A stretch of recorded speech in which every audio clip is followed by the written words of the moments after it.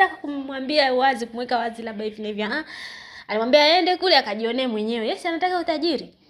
Haya, ikafika siku ya Jumatano asubuhi saa 11 wakaanza safari. Wakaanza safari na bwana Juma wakaondoka, wakaelekea Sumbawanga.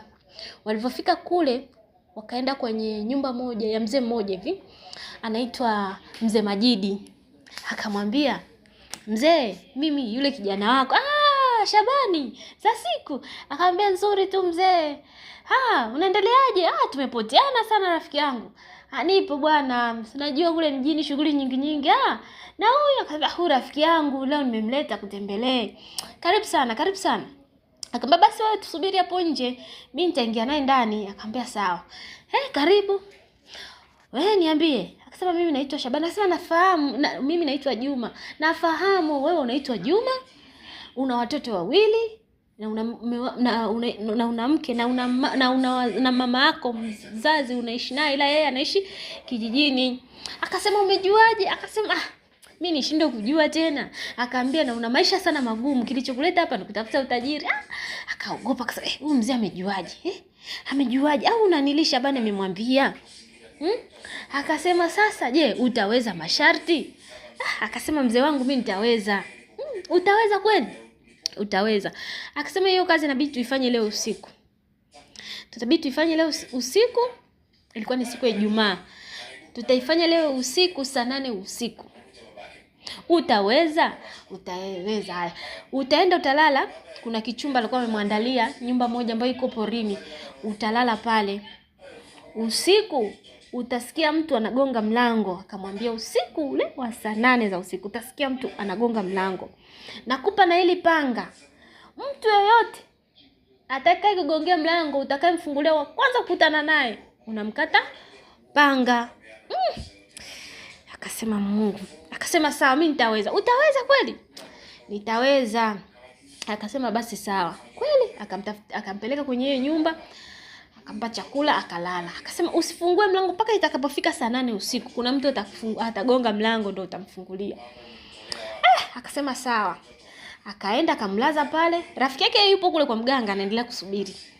Haya, yule mganga karudi nyumbani kwake.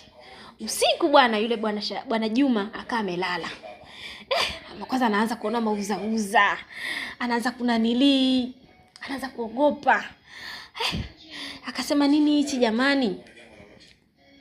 Ikafika muda wa saa 8. Ilifika muda wa saa 8, akaanza kusikia kama hali nywele zinaanza kusisimka. Ni kitu gani hichi?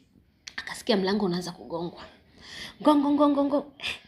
Akashtuka. Nani huyu tena? Gongo.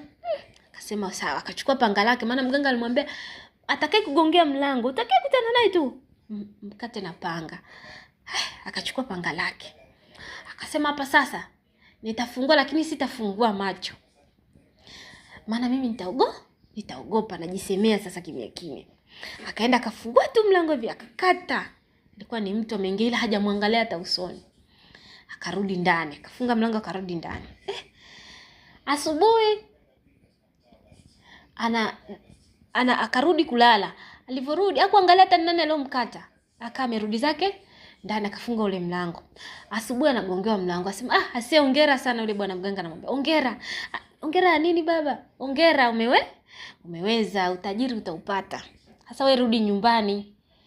Akaana furahi pale, akaenda rafiki yake akakumbatiana, akasema, "Aisee, ile sharti nimeliweza." Ajui kilichotokea ni kitu gani alichokifanya, na hajamwangalia yule aliyomkata ni nani.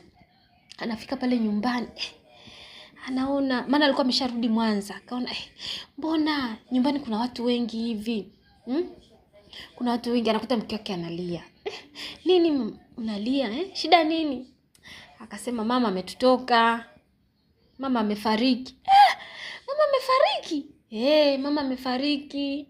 Amekufa tu ghafla usingizini, amki jana usiku. Alivyolala, asubuhi ndio hivyo tunakuta kumbe ameshafariki." Alilia. Akasema moyoni, akajua kumbe ndio yule nilomkata na panga na sikumwangalia. Akasema, akalia moyoni, akalia, akasema kweli nilichofanya sicho. Wakazika, taratibu za mazishi zikaisha. Baada ya siku anashangaa hela hizo zinaanza tu kuja. Biashara aliyokuwa anaifanya biashara tu kidogo, lakini hela. Akafungua duka kubwa. Sasa kumbe usiku kuna chumba lembo, akarudi tena kwa mganga. Akamwambia mganga,